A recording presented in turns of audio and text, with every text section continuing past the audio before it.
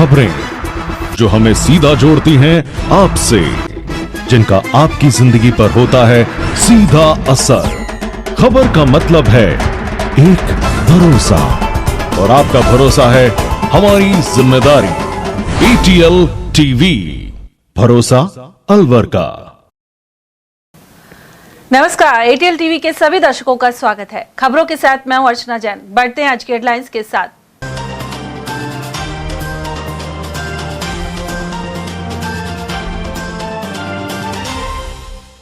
खेत में मिले शव को आवारा श्वानों ने नोचा और फैली सनसनी। थानागाजी के लाहा का बास में मिली लाश। वहीं नेशनल हाईवे 52 पर संदिग्ध हालत में मिला शव। मानसून ने दी दस्तक और बारिश के बीच ढहा मकान। बहादुरपुर की मेघवाल कॉलोनी में सड़क पर आया परिवार। शहर में नाला सफाई का जायजा लेकर कलेक्टर ने दी हिदायतें। वहीं कांग्रेस ने हर प्रमुख नाले के लिए एक अधिकारी की नियुक्ति की उठाई मांग। और विवाद में बीच बचाव करने आए 4 लोगों को हमला कर किया घायल। दादर गांव में हुई वारदात। और अब खबरों की चर्चा विस्तार से। थानागाजी क्षेत्र के लाहाकाबाज गांव में करीब 400 मीटर दूर खेत में 32 वर्षीय युवक का शव मिला है। जब ग्रामीणों ने शव को देखा तब आवारा श्वान उसे नोच नोच कर खा रहे थे। मृतक की पहचान 32 वर्षीय रोशन बलाई के रूप में हुई है, जो लाहाकाबाज का निवासी था। रोशन पिछले 2 दिनों से लापता था। गुरुवार को गाँव का ही एक युवक जब खेत की तरफ गया तो उसने बगल के नाले में हलचल देखी। पास जाकर देखने पर पता लगा कि खेत में रोशन का शव पड़ा था और श्वान उसे खा रहे थे। सूचना मिलते ही थानागाजी थाना पुलिस मौके पर पहुंची और शत विशत हो चुके शव को अपने कब्जे में लिया। प्रारंभिक जांच में सामने आया कि शव करीब 2 दिन पुराना है। गांव के लोगों से पता करने पर मालूम चला कि युवक अत्यधिक नशा करता था। संतुलन बिगड़ने के कारण शायद वह नाले में गिर गया और उसके बाद बेहोशी या चोट के कारण उठ नहीं पाया, जिससे उसकी मौत हो गई। पुलिस फिलहाल पोस्टमार्टम रिपोर्ट और FSL रिपोर्ट का इंतजार कर रही है, जिससे मौत की सही वजह का पता लग सके। और वहीं निवाई के राष्ट्रीय राजमार्ग 52 पर जियो पेट्रोल पंप के समीप एक युवक का शव संदिग्ध अवस्था में मिला है। सूचना मिलते ही निवाई पुलिस मौके पर पहुंची और शव को उप जिला अस्पताल निवाई की मोर्चरी में रखवाया गया है। मृतक की पहचान केरोद निवासी नरेश बैरवा के रूप में हुई है। पुलिस उसकी मौत के कारणों का पता लगाने में जुटी हुई है। बारिश और मौसम का उतार चढ़ाव जारी है, लेकिन इसके चलते जर्जर मकानों को खतरा भी बना हुआ है। बहादुरपुर में मानसून की भारी बारिश के कारण एक मकान ढह गया। यह घटना गत देर रात करीब 4 बजे नगर पालिका बहादुरपुर के मेघवाल मोहल्ले में हुई। बारिश के पानी और सीलन से मकान अचानक जमींदोज हो गया, जिससे आसपास खलबली मच गई। हादसे के समय विक्रम का परिवार घर के अंदर ही मौजूद था। हालांकि मकान गिरने के तुरंत बाद परिवार के सभी सदस्य सुरक्षित बाहर निकलने में सफल रहे। वहीं पीड़ित परिवार के सामने अब गंभीर संकट खड़ा हो गया है। मकान ढहने से घर में रखा राशन, कपड़े, बर्तन और दैनिक उपयोग का पूरा सामान मलबे में दबकर नष्ट हो गया। वहीं परिवार के पास अब रहने के लिए कोई छत भी नहीं बची है। और वहीं अलवर में आखिरकार मानसून का प्रवेश हो गया है। इस बार मानसून करीब 7 दिन विलंब से पहुंचा। आमतौर पर जिले में मानसून 25 से 26 जून के आसपास पहुंचता है, लेकिन इस बार जुलाई की शुरुआत में इसकी एंट्री हुई है। वहीं अलवर शहर के साथ बहरोड, तिजारा, किशनगढ़ बास, राजगढ़, लक्ष्मणगढ़, थानागाजी, बानसूर, मुंडावर और आसपास के इलाकों में बारिश दर्ज की गई। मौसम विभाग के अनुसार आने वाले दिनों में भी जिले में अच्छी बारिश की संभावना बनी हुई है।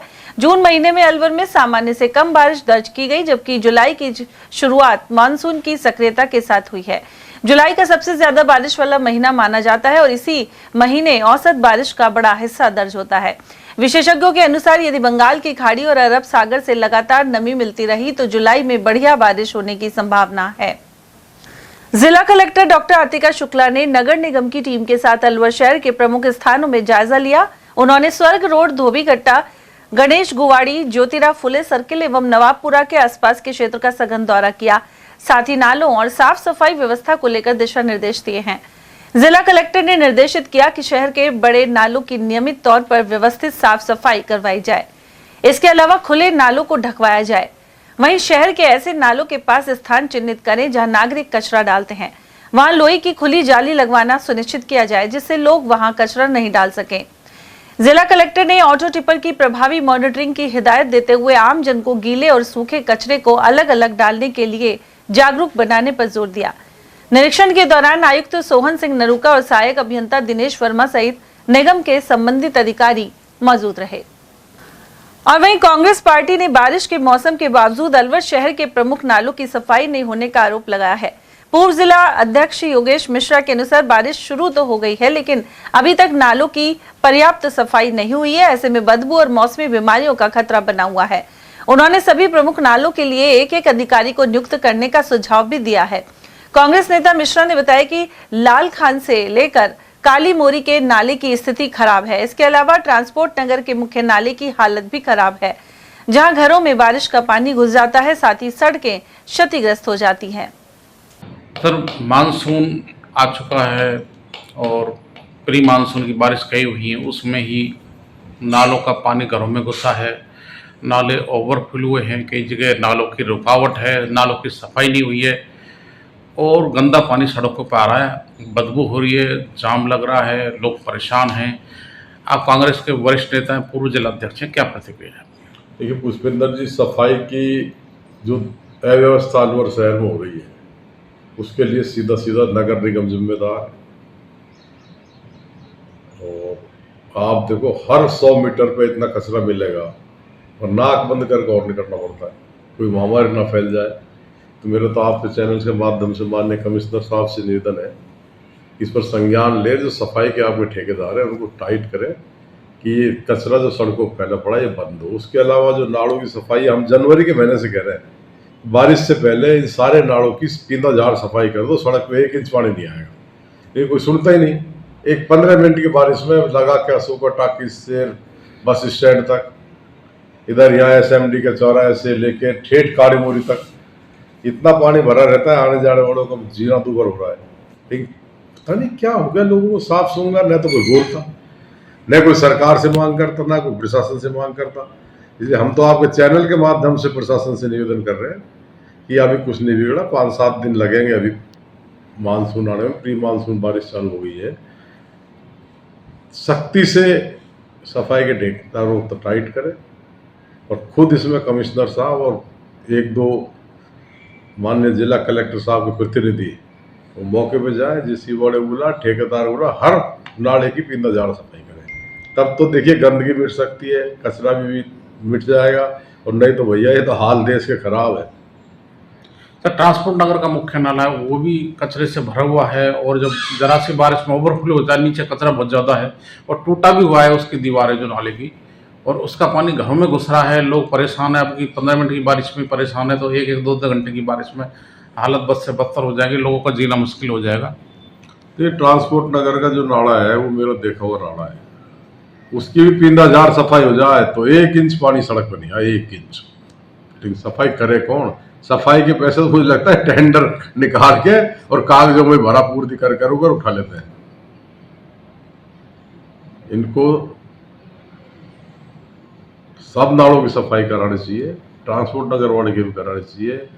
लाल खान वाला जो आता है अशोका टाकीज पे हो गए, ठेठ काड़ी मोरी तक इसकी सफाई करानी चाहिए। काड़ी मोरी फाटक से जो जा रहा है अम्बेडकर नगर तरफ, इस नाले की सफाई करनी चाहिए।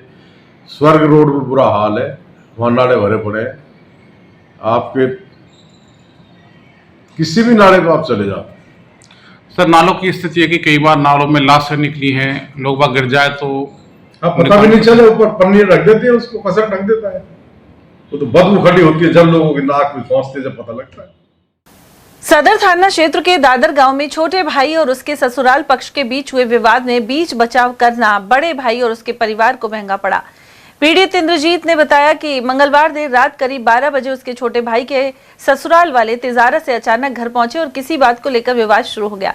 शोर शराबा सुनकर वह अपने परिवार के साथ समझाइश करने पहुंचा। आरोप है कि इसी दौरान तिजारा निवासी स्वर्ण सिंह, रेशम सिंह और कुलदीप सिंह सहित करीब आधा दर्जन लोगों ने लोहे की रॉड और लाठी डंडों से हमला कर दिया। हमले में इंद्रजीत की पत्नी मलकीत कौर, मान जहांगीर कौर और गगनदीप गंभीर रूप से घायल हो गए। घटना के बाद परिजनों ने घायलों को उपचार के लिए अलवर के सामान्य चिकित्सालय में भर्ती कराया है। वहीं पुलिस ने शिकायत के आधार पर जांच शुरू कर दी है और आरोपियों की तलाश की जा रही है। मेरे साथ घटना ये हुई है, इंद्रजीत सिंह नाम है मेरा।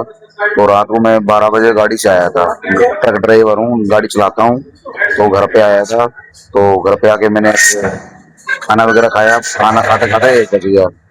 तो उसके बाद मेरे छोटे भाई के ससुराल वाले रहते हैं 1:30 बजे के पास, तो वो नीचे रहते हैं और हम रहते हैं ऊपर छत पे।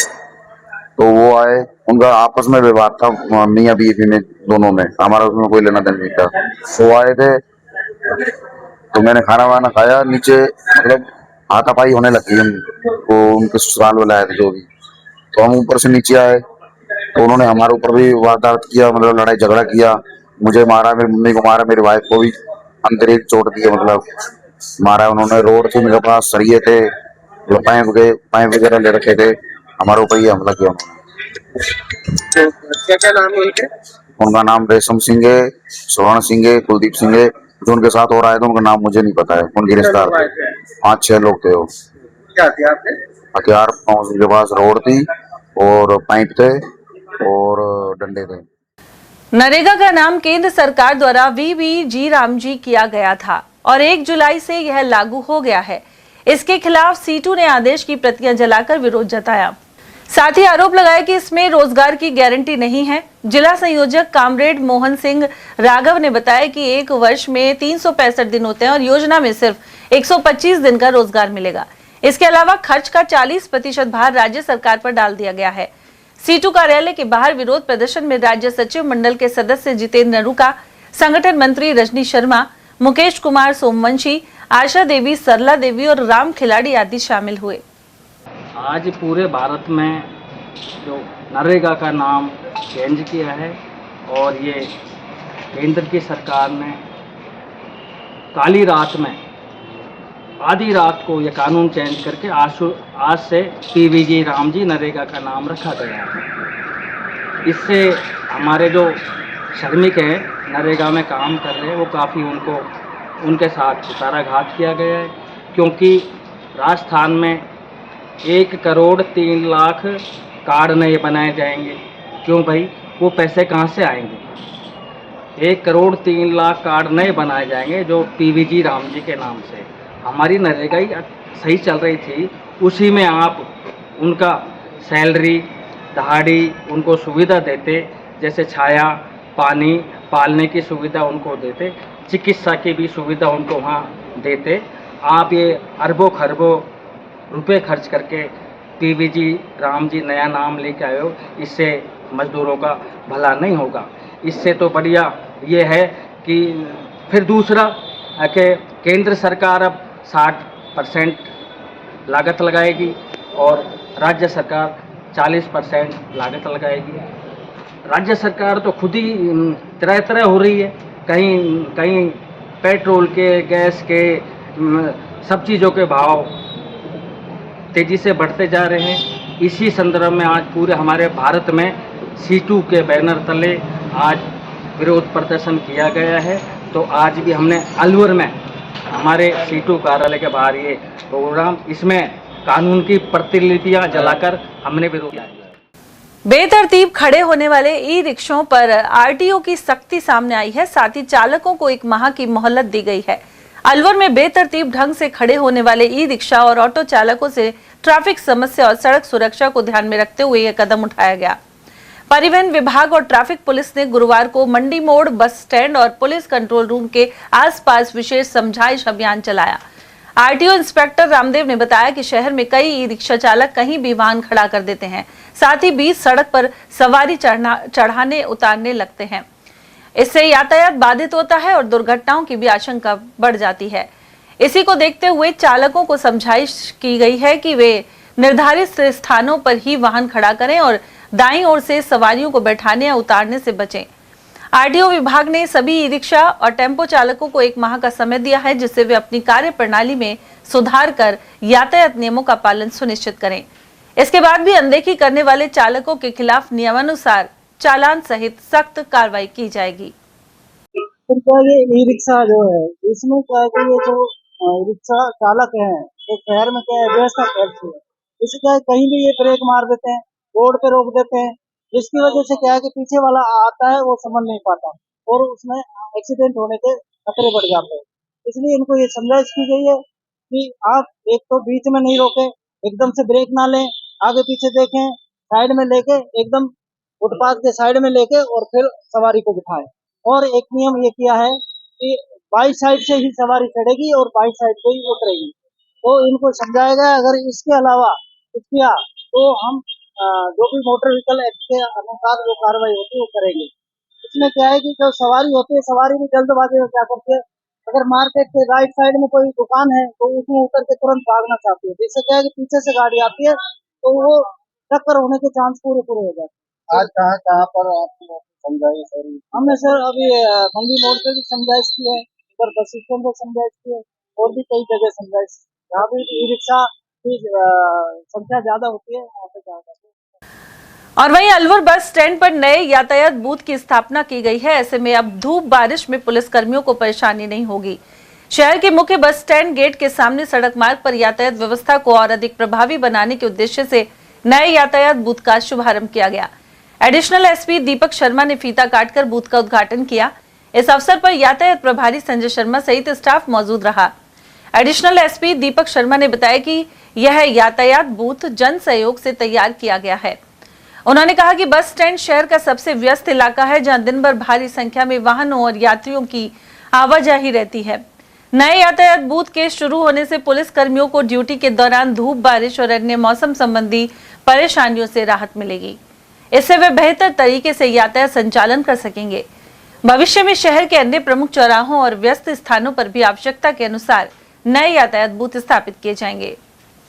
देखिए, जन सहयोग से और ये जो हमारे ट्रैफिक इंचार्ज हैं उनकी पहल पे ये एक नया ट्रैफिक बूथ बनाया गया। बेसिकली पहले जो ट्रैफिक बूथ था वो जमीन में था, जिसकी वजह से बारिश होने पे पानी आ जाता था और नीचे से थोड़ा वो डैमेज भी हो गया था। तो एक फाउंडेशन रख के और एक नया ट्रैफिक बूथ जन सहयोग से बनाया, जिससे हमारे जो ट्रैफिक कर्मी हैं उनको धूप में, बारिश में राहत मिले। बिल्कुल, पुलिस एक ऐसा विभाग है जिसमें कि बिना जन सहयोग के कुछ नहीं हो सकता। चाहे वो क्राइम कंट्रोल की बात हो, चाहे वो जागरूकता की बात हो, चाहे ये भामाशाहों के सहयोग की बात। तो पुलिस हमेशा से भामाशाहों से जन सहयोग हर तरीके से, जो हमारे सीएलजी मेंबर्स हैं, जो हमारी शांति समिति है, सुरक्षा शक्तियाँ हैं, पुलिस मित्र हैं, सबसे हमारी हमेशा यही गुजारिश रहती है कि वो हर तरीके से पुलिस के कार्य में सहयोग। क्या कहा? बिल्कुल, इसमें चूंकि मैंने बताया आपको, धूप में ज्यादा धूप हो, बारिश हो, सर्दी हो, है ना, सब में आंधी आए, तो बिल्कुल ट्रैफिक कर्मी की सबसे पहले सुरक्षा इम्पोर्टेंट है। वो तभी काम कर पाएगा जब वो खुद सुरक्षित रहेगा। शिक्षा विभाग द्वारा स्कूलों में छात्रों को पर्यावरण के प्रति जागरूक करने और परिसर को हरा भरा रखने की पहल की जा रही है। इसके तहत स्कूलों में पौधरोपण अभियान चलाया जाएगा। हर सरकारी स्कूल के शिक्षक को 10 पौधे और प्रत्येक विद्यार्थी को 5 पौधे लगाने का लक्ष्य दिया गया है। राजकीय यशवंत स्कूल प्राचार्य डॉक्टर घनश्याम सैनी ने बताया कि प्रधानमंत्री की भी योजना है कि एक पेड़ मां के नाम लगाया जाए। वहीं विद्यालय द्वारा नर्सरियों से संपर्क कर पौधे भी बुक करा दिए गए हैं। जुलाई में जैसे अभी पिछली बार मई जून में गड्ढे एक शिक्षक के नाम और बच्चों के नाम, और पिछले बार की तरह प्रधानमंत्री की जो घोषणा थी कि भाई माँ के नाम एक पेड़ लगे, उसका फलीभूत करने के लिए उस योजना को इस बार भी वो अभियान चलेगा, माँ के नाम एक पेड़ का, और प्रत्येक शिक्षक को 10 पेड़, बच्चों को 5 पेड़ लगाने का लक्ष्य दिया गया है। और जुलाई के प्रथम सप्ताह में जैसे अभी थोड़ी ग्रीष्म वर्षा काल शुरू होगा, पेड़ लगाने का अभियान भी हमारा शुरू हो गया। नर्सरियों से संपर्क करके हमने पेड़ भी बुक करा लिए। जिले में शुद्ध आहार मिलावट पर वार अभियान के तहत कई जगह नमूने लिए गए। मुख्य चिकित्सा एवं स्वास्थ्य अधिकारी डॉक्टर योगेंद्र शर्मा ने बताया कि खालसा नगर रामगढ़ स्थित मैसर्स मुबारक डेयरी में 150 किलो पनीर और 250 किलो दूध नष्ट किया गया। साथ ही इस इकाई को सील लगाकर आगामी आदेशों तक बंद कर दिया गया है। वहीं खालसा नगर में ही इरफान डेयरी पर 150 लीटर दूध एवं 130 किलो पनीर मौके पर नष्ट कर इकाई को सील कर दिया गया है। कांग्रेस ने अयोध्या राम मंदिर मामले को लेकर तीखी टिप्पणी की है। प्रदेश कांग्रेस कमेटी के महासचिव अशोक कुमार सैनी के अनुसार देश के चौकीदार द्वारा लगाए गए पहरेदार ही भगवान राम के मंदिर में चोरी करते नजर आ रहे हैं। साथ ही उनके खिलाफ अभी तक कोई सख्त कार्रवाई नहीं हुई है। उन्होंने कहा कि मंदिर में आने वाली दान राशि को संरक्षित करने के साथ उसके सही इस्तेमाल को लेकर नीति बनाई जाए। सैनी ने कहा कि राम मंदिर के संचालन में शुरू से ही आयकर और अन्य सरकारी विभागों को शामिल किया जाना चाहिए था, लेकिन मोदी सरकार ने मंदिर को सरकारी व्यवस्था से अलग रखा। मौजूदा घोटाले से विश्व भर में गलत संदेश गया है। ऐसे में प्रधानमंत्री को इस घोटाले में शामिल लोगों को सख्त सजा दिलवानी चाहिए। सर केंद्र सरकार के इशारे पर जिस तरह से राम मंदिर बनाया गया, उसका उद्घाटन भी हुआ, ध्वजारोहण भी हुआ, प्रधानमंत्री जी पहुंचे और ट्रस्ट भी बनाया गया, लेकिन ट्रस्ट में जिस तरह से चोरी हो रही है और केंद्र सरकार की ओर से कोई खास एक्शन नहीं हुआ है, आयकर की छूट भी मिलती है, कोई निगरानी कमेटी नहीं है और करीबन 200 करोड़ का घपला हो चुका है, चोरी हो चुकी है और सनातनी हिंदू धर्म परेशान है कि उनका दिया हुआ पैसा लूट खसोट हो रहा है, चोरी हो रहा है। हालात इस तरह से हैं। आप प्रदेश कांग्रेस कमेटी के महासचिव क्या कहना चाहिए? मैं आपके चैनल के माध्यम से बताना चाहूँगा, इसमें कोई दो राय नहीं कि आज हमारे अयोध्या मंदिर में भगवान राम का जो मंदिर का निर्माण हुआ है, इसके पूरा देश जानता है इस मंदिर की शुरू का नींव प्रधानमंत्री नरेंद्र मोदी द्वारा रखी गई थी। शिलान्यास भी नरेंद्र मोदी जी के हाथों ही हुआ था, पूजा अर्चना भी उन्हीं के हाथों, उद्घाटन भी उन्हीं का हिसाब से हुआ था। वहाँ जो फंड को लिए जो ट्रस्टी बनाए थे, एक एक चुन कर प्रधानमंत्री के इशारे पर हुआ था। सारा काम जब प्रधानमंत्री के इशारे पर हो रहा है, जब आज वहाँ जब चोरी हो रही है, वहाँ पर जो चढ़ावा है उसकी जो चोरी हुई है, 200 करोड़ का तो आंकड़ा आ रहा है, 200 को नहीं, 200 से कहीं 2000 करोड़ पर जाएगा ये मामला। तो जब उनका जब सारे, तो आप जिम्मेदारी से क्यों भाग रहे हैं प्रधानमंत्री, क्यों मौन बैठे हुए हैं, क्यों नहीं बोल रहे, उन चोरों के खिलाफ क्यों कर रहे हैं? आज गिरफ्तारी करें तो किन को कर रहे हैं? वो छोटे मोटे कर्मचारियों को, जो वहाँ के जो मेन ट्रस्टी है, जो आज भी वो बाहर है, क्यों करें उनके खिलाफ कार्य नहीं करें? जब पता है, सरकार को पता है, केंद्र में हमारे नेताओं को पता है कि रोज करोड़ों रुपए का वहाँ से चढ़ावा आ रहा है, तो क्यों नहीं जिम्मेदारी फिक्स करेगी? ऐसा कोई बैंक की जिम्मेदारी लगाई जाए, वहाँ कैश वहाँ संभाले और बैंक में सीधा जमा हो जाए। रोज इनकम टैक्स वाले जो इतने छापा पटकते हैं, उनकी जिम्मेदारी लगाए कि वहाँ कैश को दोबारा रोज संभाले और बैंक में पहुँचाए। तो जिम्मेदारी फिक्स करने जिम्मेदार आपको जिम्मेदार वहाँ ऐसे आदमी की जिम्मेदारी लगाई जिनकी कोई लेना नहीं, चोरी हो तो उनका कोई फर्क नहीं पड़ रहा है, आम आदमी है, उनको निकाल दो, कोई फर्क नहीं पड़ रहा है, उन्होंने जो करना था कर लिया, चोरी कर ली। आप टीवी के माध्यम से पता लग रहा है जिनको 12-12 हज़ार रुपये की सैलरी है, उनको करोड़ों रुपए के मकान बन गए। कितना सा टाइम हुआ है राम मंदिर निर्माण को? बहुत शानदार उनके मकान बन रहे हैं, अयोध्या के अंदर ही मकान बना पड़े, तो ऐसे उनके खिलाफ क्यों कार्रवाई? मेरा निवेदन है कि ये जो भी मिली भगत है सारे नेताओं के हो रही है और नरेंद्र मोदी जी को बोलना चाहिए, इनके खिलाफ जो भी पाए उनके खिलाफ सख्त कार्रवाई करी जाए, जिम्मेदारी फिक्स करे उनके खिलाफ और जिम्मेदारी दे, इनकम टैक्स डिपार्टमेंट दे, किसी भी बैंक को दे जो रोज वहाँ से चंदा संभाले। जिला विधिक सेवा प्राधिकरण द्वारा मानव वन्यजीव संघर्ष से प्रभावित व्यक्तियों को न्याय एवं कानूनी सहायता उपलब्ध कराने को लेकर कैंप लगाया गया। पीएलवी रेखा महलावत ने वन विभाग की टीम में शामिल अरुण सिंह चौधरी, ललिता सैनी और रामशरण स्वामी की मदद से नाका बालेटा भाटेआला गांव में विधिक जागरूकता शिविर का आयोजन किया। उपस्थित लाभार्थियों को नालसा वीर परिवार सहायता योजना और मानव वन्यजीव संघर्ष योजना के संबंध में जानकारी प्रदान की गई। शिविर के दौरान उपस्थित लाभार्थियों को इन संघर्षों के कारण पैदा होने वाली समस्याओं एवं उनके समाधान के संबंध में जागरूक किया गया। साथ ही प्रभावित व्यक्तियों को कानूनी सहायता और मुआवजा प्राप्त करने की प्रक्रिया के बारे में बताया गया। शिविर में वन्य जीवों के संरक्षण एवं मानव सुरक्षा के मध्य संतुलन बनाए रखने के महत्व पर चर्चा की गई। इसके अलावा प्राधिकरण द्वारा संचालित विभिन्न योजनाओं, निःशुल्क विधिक सहायता सेवाओं और हेल्पलाइन नंबर्स की जानकारी भी दी गई। अलवर नगर विकास न्यास द्वारा आमजन की सुविधा के लिए बनाए गए सुलभ कॉम्प्लेक्स की हालत बदतर होती जा रही है। निर्माण और सफाई व्यवस्था पर लाखों रुपए खर्च किए जाने और ठेका दिए जाने के बावजूद परिसर में जगह जगह गंदगी फैली हुई है। स्थानीय लोगों का आरोप है कि कॉम्प्लेक्स की नियमित सफाई नहीं होने से दुर्गंध और गंदगी के कारण लोगों को भारी परेशानी का सामना करना पड़ रहा है। सुलभ कॉम्प्लेक्स के समीप शिशु चिकित्सालय स्थित है, जहां रोजाना बड़ी संख्या में मरीज, उनके परिजन और अन्य लोग आते हैं। ऐसे में परिसर की बदहाल सफाई व्यवस्था, स्वास्थ्य संबंधी चिंताएं भी पनपा रही है। और यहाँ वक्त एक छोटे से ब्रेक का, आप देखते रहिए ATL TV. Om Aditya public senior secondary school Alwar में बेस्ट फैकल्टी के साथ सर्वश्रेष्ठ बोर्ड परीक्षा परिणाम। स्कूल फीस में ही फाउंडेशन, कक्षा 9th 10th प्री फाउंडेशन, कक्षा 11th 12th विज्ञान वर्ग, वाणिज्य वर्ग, कला वर्ग, हिंदी एवं अंग्रेजी माध्यम। विद्यालय में मेधावी विद्यार्थी प्राची राठौड़, अंकित कुमार, गार्गी सैनी, कमल प्रजापत, बलराज वर्मा, गौरी और वैशाली ने बोर्ड परीक्षा में 97% अंक लाकर संस्था का सम्मान बढ़ाया और संस्था के द्वारा प्रत्येक विद्यार्थी को 21,000 रुपए का चेक प्रदान किया। हमारी संस्थाएं कक्षा नर्सरी से 8वीं तक के विद्यार्थियों को बुक्स, नोटबुक्स, बैग्स, डायरीज, आई कार्ड निःशुल्क दे रही हैं। कक्षा 9वीं से 12वीं तक के विद्यार्थियों को bag, dress, jacket, I card निःशुल्क दे रही हैं। हमारी संस्थाएं Om Aditya public senior secondary school, Lajpat Nagar, Ambedkar circle के पास, Alwar. Delhi academy senior secondary school, 84, Subhash Nagar, NEB Agrasen circle के पास, अलवर। आदित्य एकेडमी तिजारा फाटक पुल के पास, Alwar. Contact number 9829107651 and 9116913576। Aditya की परंपरा, सेवा, संस्कार और समर्पण। फर्नीचर का 32 साल पुराना जाना माना नाम Rahul decor.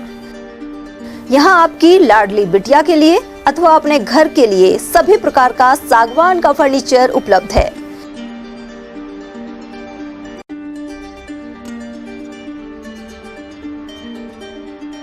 Double bed, dressing table, sofa set सागवान एवं कपड़े वाले तथा सेंटर टेबल, भट्टी कलर, स्टील अलमारी, ब्रांडेड एवं सॉफ्टी फोम के गद्दे आपकी नाप तोल से बनाए जाते हैं।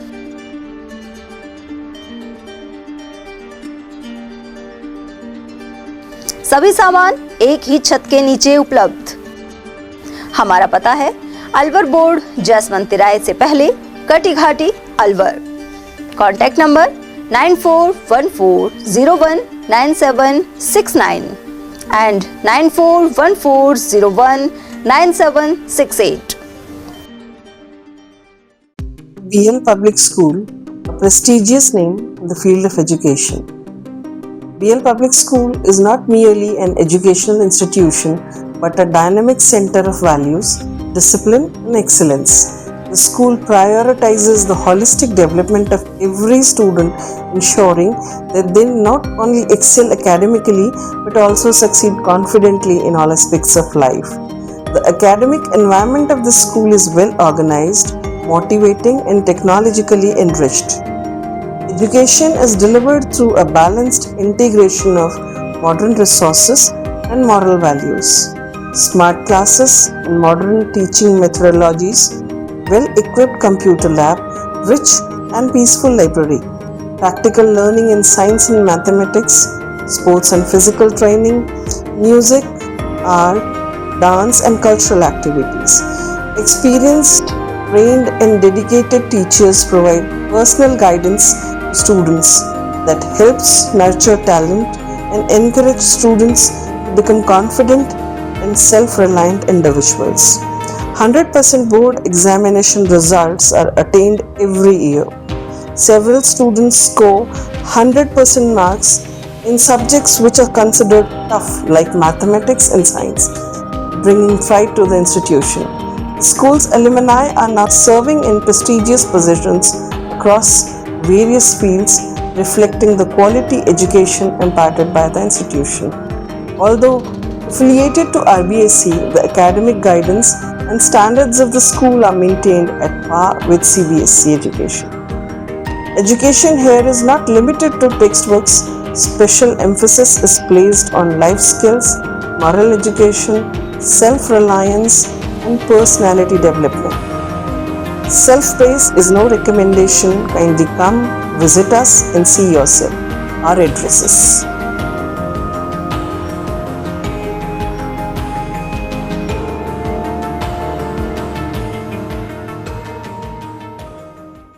ATL द्वारा गर्मी के मौसम में वन्य जीवों के लिए जारी मुहिम के तहत काफी वर्षों से पानी और चारा बालाकिला जंगल में भेजा जा रहा है।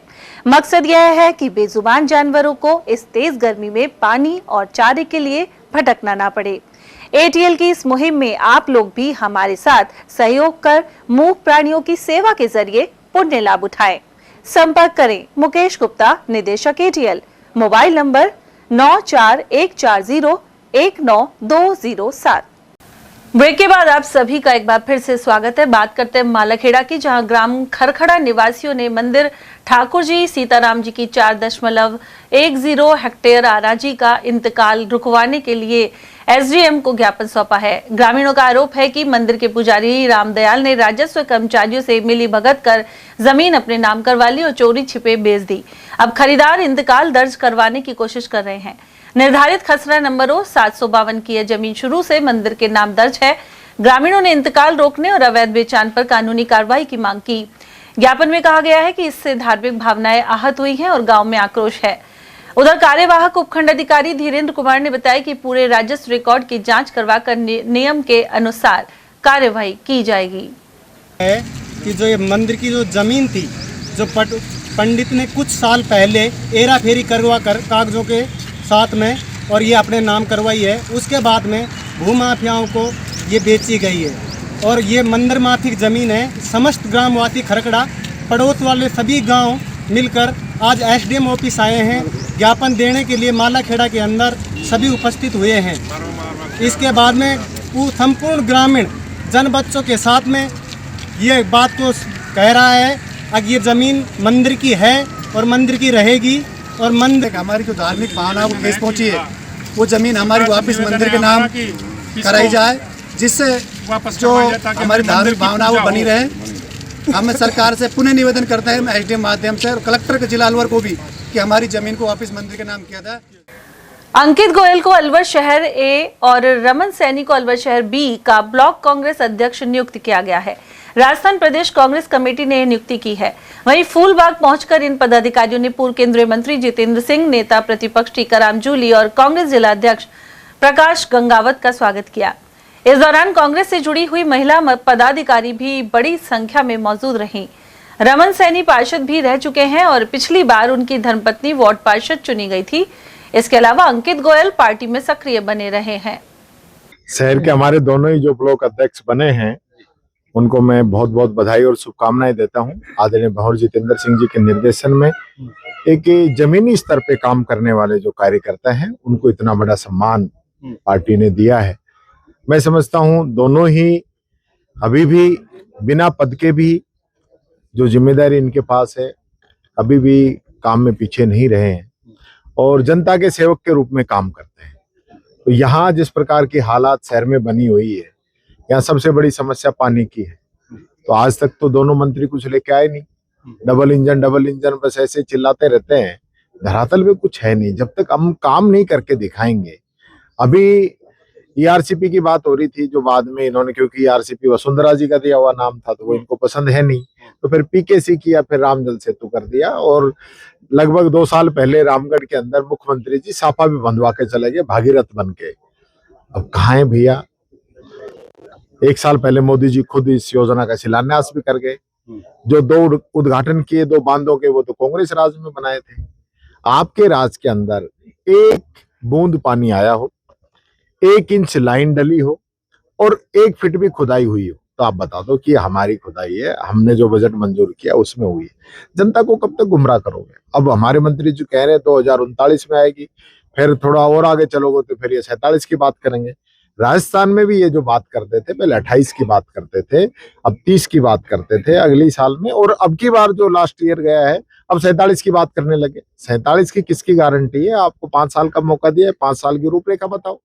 देखिए, सबसे पहले तो मैं बहुत बहुत बधाई रमन सैनी जी को और अंकित गोयल जी को देना चाहूंगा, क्योंकि वो हमारे ब्लॉक अध्यक्ष बने हैं और दोनों ही नौजवान हैं और इनने लंबे समय तक अलवर की सेवा करी है और अलवर के बारे में, अलवर की समस्याओं के बारे में जानते हैं।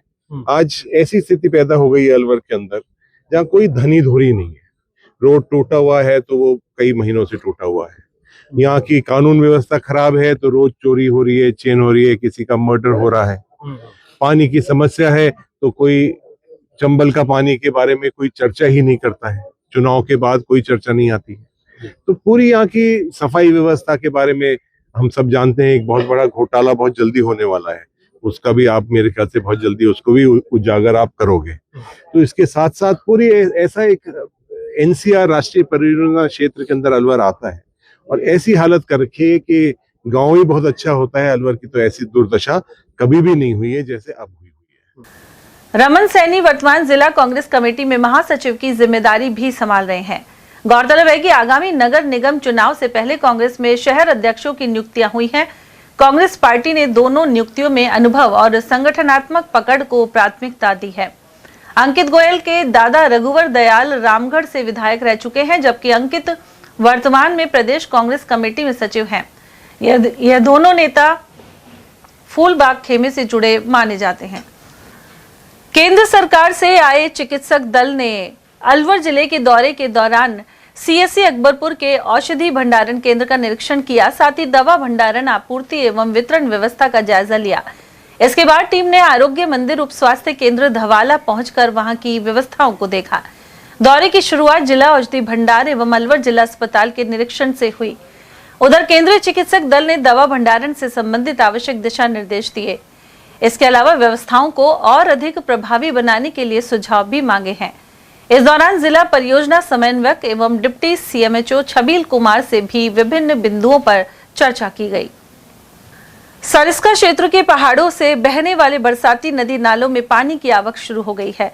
बरसात के बाद रूपारेल नदी में भी पानी बहता दिखाई दिया, जबकि सरिस्का के अंदर स्थित जलाशयों में पानी पहुंचने से वन्य जीवों को राहत मिलने की उम्मीद है। गत रात्रि बरसात के बाद सरिस्का मुख्यालय के समीप बहने वाली नदी में पानी बहता हुआ भरतरी नदी के पुल के नीचे से गुजरा। ऐसे में यहाँ लोगों की भीड़ जमा हो गई। आगामी समय में व्यापक बारिश हुई तो रूपारेल में पानी की आवक बढ़ेगी, साथ ही भूजल स्तर में वृद्धि होगी। स्थानीय निवासी हरफूल गुर्जर ने बताया कि थानागाजी और सरिस्का क्षेत्र में बरसात के बाद रूपारेल नदी में पानी आना शुरू हो गया है। और वहीं अकबरपुर क्षेत्र में शुक्रवार सुबह रिमझिम बारिश के साथ मानसून ने दस्तक दे दी। पिछले कई दिनों से पड़ रही भीषण गर्मी से लोगों को राहत मिली है। वहीं खरीफ फसलों के लिए भी यह बारिश संजीवनी साबित हो रही है। क्षेत्र में बोई गई बाजरा सहित अन्य खरीफ फसलें बारिश के अभाव में सूखने की कगार पर पहुंच गई थी। ऐसे में हुई रिमझिम बारिश से किसानों को बड़ी राहत मिली है। किसानों का कहना है कि यदि आने वाले दिनों में मानसून लगातार सक्रिय रहा तो फसलों की बढ़वार अच्छी होगी और उत्पादन में भी बढ़ोतरी की उम्मीद है। वहीं बारिश के चलते मौसम भी सुहावना हो गया है। अखिल भारतीय महापदम नंद कम्युनिटी एजुकेटेड एसोसिएशन में नई नियुक्तियां की गई हैं। इसमें प्रदेश अध्यक्ष पूरण सिंह अड्डा होंगे। वहीं अलवर के मानसरोवर कॉलोनी निवासी हेम नारायण सेन को प्रदेश महासचिव का दायित्व दिया गया है। राष्ट्रीय संगठन सचिव सतीश कुमार सेन के अनुमोदन और राष्ट्रीय अध्यक्ष के निर्देश पर इन्हें मनोनीत किया गया है। गौरतलब है कि सिपूर 26 जून को राजस्थान प्रदेश इकाई भंग की गई थी। नए शैक्षणिक सत्र की शुरुआत के साथ प्रदेश भर के विद्यालयों में नियमित अध्ययन और अध्यापन शुरू हो चुका है। 1 जुलाई से विद्यार्थियों की कक्षाएं भी संचालित हो रही हैं, लेकिन माधोगढ़ स्थित राजकीय उच्च माध्यमिक विद्यालय परिसर में अभी भी साफ सफाई की स्थिति संतोषजनक नहीं है। विद्यालय परिसर में जगह जगह बड़ी बड़ी घास एवं अनावश्यक झाड़ियां उगाई हैं। बरसात के मौसम में इस तरह की स्थिति से मच्छर एवं अन्य कीट पतंगों के पनपने की आशंका भी बनी रहती है, जिससे विद्यार्थियों के स्वास्थ्य पर प्रतिकूल प्रभाव पड़ सकता है। स्थानीय निवासी हरिओम गुर्जर का कहना है कि विद्यालय खुलने से पहले परिसर की पर्याप्त सफाई करवाई जानी चाहिए थी। रामगढ़ कस्बे के बहादुरपुर रोड पर श्याम मंदिर के सामने स्थित दीपदास महाराज के स्थान पर लगे कैमरों को अज्ञात चोर चोरी कर ले गए। मंदिर विकास समिति के सदस्य मोहनलाल शर्मा और अध्यक्ष पद्म शेखावत ने बताया कि मंदिर परिसर में सुरक्षा को ध्यान में रखते हुए चारों तरफ 4 कैमरे लगाए गए थे। इन्हें शातिरों ने पार कर लिया। इसके बाद पुलिस उपाधीक्षक पिंटू कुमार को मामले की जानकारी दी गई। एएसआई विजय कुमार ने चोरी की जांच शुरू कर दी है। इस दौरान मनोज खंडेलवाल, अनिल खंडेलवाल, झम्मन सोनी, किशन सैनी, एडवोकेट अमित भारद्वाज, भुवनेश साहू और सतपाल सिंह सारण आदि मौजूद रहे। थाने पर आए, ये स्थल पर जो कैमरे लग रहे थे स्थल की सुरक्षा के लिए, कोई अनैतिक कार्य ना हो इसकी वजह से सुरक्षा के लिए, तो वो पता नहीं कि असामाजिक तत्वों ने वो कैमरे वहाँ से तोड़वा दिए। हम लोग वहाँ डेली जाते हैं शाम के टाइम आरती के समय, तो वहाँ जाके देखा तो कैमरे वगैरह टूटे हुए हैं, चोरी हो गए और वहाँ से कोई ले गया उन कैमरों को। और अब क्या रिपोर्ट दी है? अब ये थाने में इनको अवगत कराया थाने में। राष्ट्रीय चिकित्सक दिवस के अवसर पर कोटपुतली स्थित Shri Shyam hospital Kotputli imaging centre एवं एब्सोल्यूट पैथ लैब ने कार्यक्रम आयोजित किया। वरिष्ठ चिकित्सक डॉक्टर मनोज कुमार गुप्ता के नेतृत्व में हुए कार्यक्रम का उद्देश्य आमजन को स्वास्थ्य जीवन शैली के प्रति जागरूक करना था। इस दौरान सुबह दौड़ आयोजित हुई, जिसके समापन पर विजेताओं को पारितोषिक दिए गए। वहीं इस अवसर पर डीएसपी लक्ष्मी और एसएचओ राजेश शर्मा ने कहा कि स्वास्थ्य और सुरक्षा समाज के दो सबसे महत्वपूर्ण पहलू हैं। उधर इसके बाद विभिन्न चिकित्सकों के कार्यस्थलों पर जाकर उन्हें माला पहनाकर फूल भेंट किए गए। साथ ही अग्रसेन भवन में निःशुल्क बोन हेल्थ कैंप लगाया गया। वहीं मोटापा, डायबिटीज और चिंता एक चक्रव्यूह विषय पर स्वास्थ्य जागरूकता सेमिनार की गई। आयोजक डॉक्टर मनोज कुमार गुप्ता ने कहा कि आज के दौर में बदलती जीवन शैली के कारण मोटापा और डायबिटीज जैसी बीमारियां तेजी से बढ़ रही हैं। उधर इस मौके पर समाज एवं चिकित्सकों के परस्पर अविश्वास विषय पर पैनल डिस्कशन भी रखा गया। इस आयोजन में अतिथियों के रूप में डीएसपी लक्ष्मी, सीएमएचओ डॉक्टर आशीष शेखावत और एसएचओ राजेश शर्मा उपस्थित रहे। साथ ही भाजपा नेता शंकर लाल कसाना, अग्रवाल समाज के अध्यक्ष योगेश शरण बंसल, बार एसोसिएशन के अध्यक्ष बजरंग लाल शर्मा, अशोक बंसल, दयाराम कसाना, मानव कल्याण सेवा समिति से ओम प्रकाश स्वामी, हेमंत मोरिजावाला, एडवोकेट मनोज अग्रवाल और राजेश सवाई का आदि ने शिरकत की।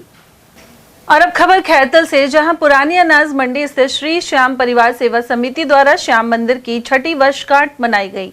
इस उपलक्ष्य में बुधवार को भजन संध्या एवं जागरण का आयोजन किया गया। बाबा श्याम के अलौकिक श्रृंगार, 56 भोग की झांकी और महाआरती के बाद जागरण का आरंभ हुआ। इसमें सैकड़ों श्रद्धालु पूरी रात भक्ति रस में सराबोर नजर आए। दीपक म्यूजिकल ग्रुप सहित कलाकार भारत खुराना, तनुश्री, गौरव दत्त और आशीष शर्मा ने श्याम भजनों की प्रस्तुतियां दी। श्याम मंदिर कमेटी के अध्यक्ष श्याम सुंदर खंडेलवाल ने आयोजन की जानकारी दी। वहीं सुबह आरती के पश्चात श्रद्धालुओं को प्रसाद वितरण किया गया। इस अवसर पर सत्य मंगवानी, कमल शर्मा, अशोक यादव, रजनीश बंसल, नवीन महावर, संजीव गुप्ता और मनीष गुप्ता आदि उपस्थित रहे। इसके अलावा भंडारे का भी आयोजन किया गया। भारतीय स्टेट बैंक ने अपने 71वां स्थापना दिवस के उपलक्ष्य में खैरतल में मातोर रोड स्थित शाखा में विशेष कार्यक्रम आयोजित किया।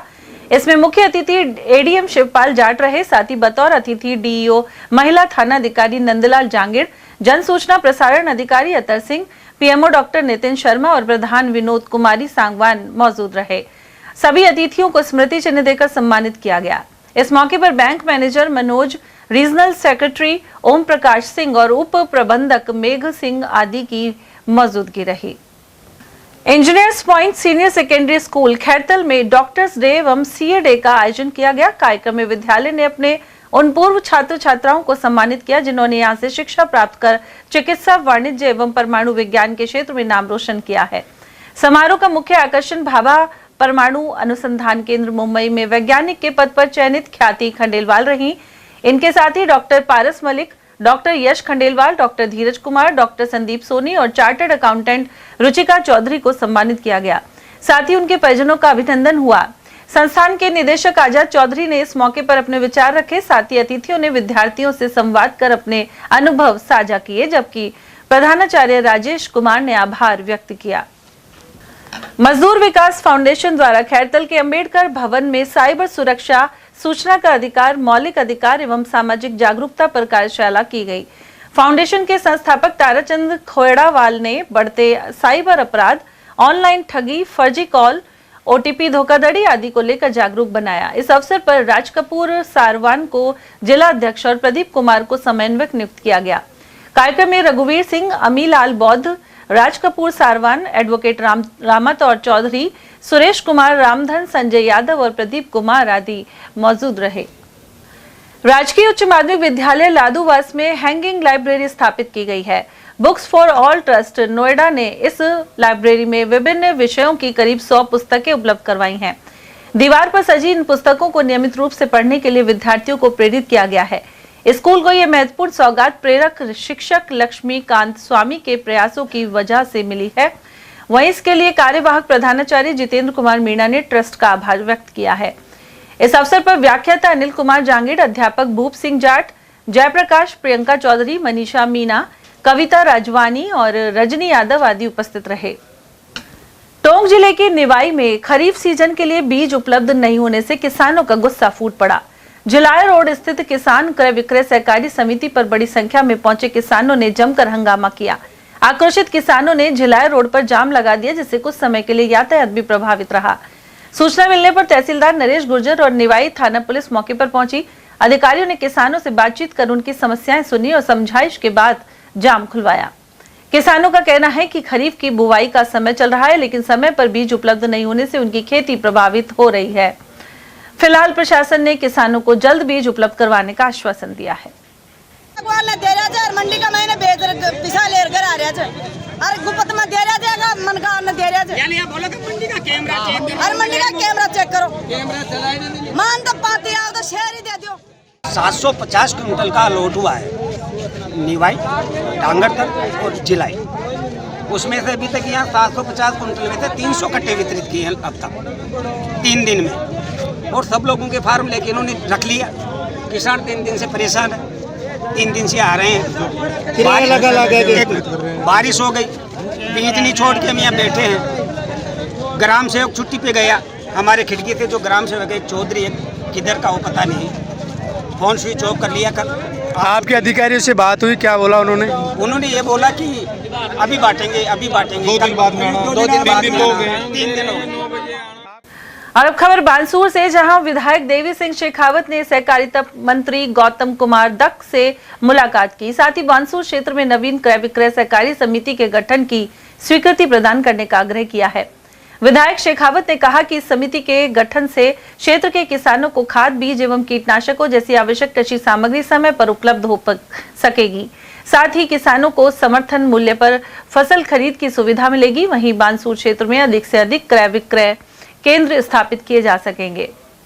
उधर बानसूर विधानसभा क्षेत्र के 49 राजस्व ग्रामों को बीड़ा यानी भिवाड़ी इंटीग्रेटेड विकास प्राधिकरण से मुक्त कराने की मांग भी सामने आई है। इसे लेकर विधायक देवी सिंह शेखावत ने मुख्यमंत्री के अतिरिक्त मुख्य सचिव अखिल अरोड़ा से मुलाकात कर ज्ञापन सौंपा है। उन्होंने बताया कि पिछली कांग्रेस सरकार द्वारा 49 राजस्व ग्रामों को बीड़ा क्षेत्र में शामिल किए जाने से क्षेत्रवासियों को अनेक समस्याओं का सामना करना पड़ रहा है। वीबीजी रामजी योजना के जिला स्तरीय जन सम्मेलन रामगढ़ उपखंड की ग्राम पंचायत मूनपुर एवं मिनी सचिवालय के वीसी कक्ष में आयोजित हुए। साथ ही बताया गया कि योजना में 125 दिनों के रोजगार की गारंटी, समय पर मजदूर नहीं मिलने पर मुआवजा एवं काम नहीं मिलने पर बेरोजगारी भत्ता जैसे प्रावधान हैं। इस मौके पर केंद्रीय ग्रामीण विकास मंत्री शिवराज सिंह चौहान की अध्यक्षता एवं आंध्र प्रदेश के मुख्यमंत्री एन चंद्रबाबू नायडू की उपस्थिति में तिरुपति आंध्र प्रदेश में आयोजित कार्यक्रम का लाइव प्रसारण भी किया गया। वहीं इस दौरान रामगढ़ विधायक सुखवंत सिंह, सीईओ जिला परिषद सालू के गौरव रविंद्र सहित संबंधित अधिकारी मौजूद रहे। इस अवसर पर पौधरोपण भी किया गया। और चलते चलते एक बार फिर से नजर आज के हेडलाइंस पर।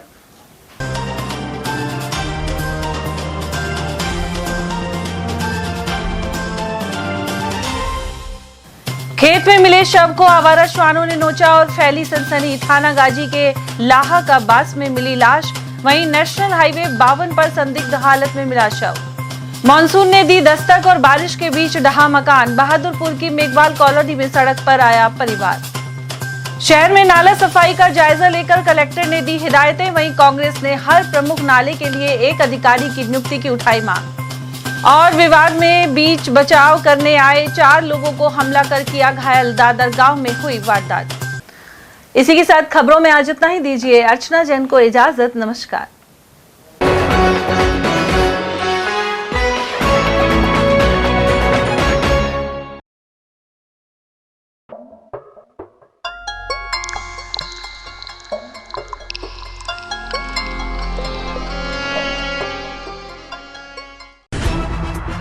खबरें जो हमें सीधा जोड़ती हैं आपसे, जिनका आपकी जिंदगी पर होता है सीधा असर। खबर का मतलब है एक भरोसा, और आपका भरोसा है हमारी जिम्मेदारी। ATL TV, भरोसा अलवर का।